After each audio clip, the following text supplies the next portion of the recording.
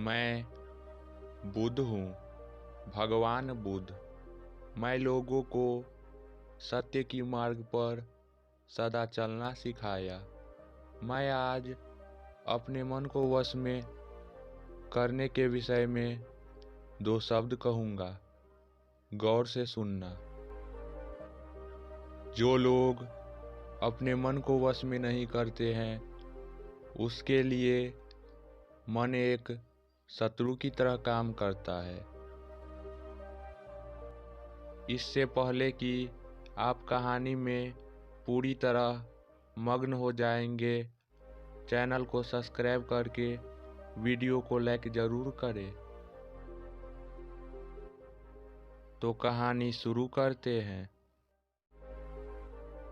एक बार मैं किसी नगर से गुजर रहा था। मेरी नज़र एक कपड़े के कारोबार पर पड़ी जो बेचैन और हताश दे रहा था। मैं चलकर उसके पास गया और पूछा कि हे बंदे, तुम इतना उदास क्यों हो? अगर तुम मुझे अपनी चिंता का विषय बताओगे तो मैं तुम्हारा कुछ मदद कर सकूंगा। उस कारोबारी ने मुझसे कहा कि जब से मेरी पत्नी की मृत्यु हुई है, तब से मेरे घर पर मेरे छोटे बेटे को देखने वाला कोई नहीं है। इसलिए मैं इसे हमेशा अपनी दुकान पर लेकर आता हूँ, लेकिन मेरी दुकान पर आने वाले हर ग्राहक की पगड़ी उछाल देते हैं। कभी कभी तो उसकी झोला उठाकर बाहर फेंक देते हैं। मैंने उसे कई बार डांटा, लेकिन यह समझता ही नहीं।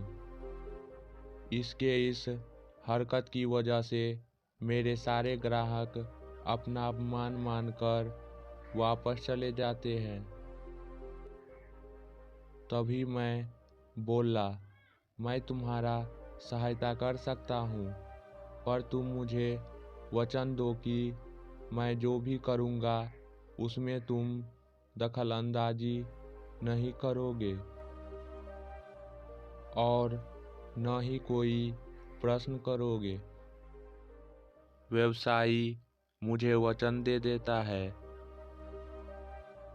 अगले दिन मैं एक पगड़ी पहनकर उसके घर गया। व्यवसायी का बेटा आया और मेरे पगड़ी को उछाल दिया। मैं उसे चावसी देते हुए कहा, बहुत अच्छा, जाओ उस पगड़ी को वापस लेकर आओ। वह बच्चा दौड़ कर गया और पगड़ी लेकर मुझे दे दिया। अगले दिन मैं फिर उसके घर गया। उस लड़के ने फिर से उस पगड़ी को घुमा दिया। मैंने उस लड़के को ऑल और वुड दिया और कहा कि इस लकड़ी को काटो।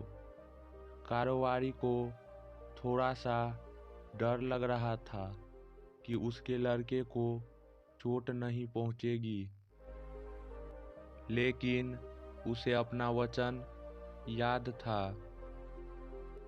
7 दिन तक मैंने कोई न कोई नया काम लेकर आता रहा और उस लड़के से करवाया।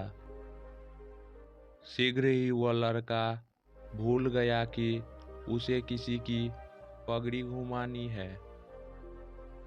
व्यवसायी बहुत खुश हुआ और मुझे धन्यवाद दिया।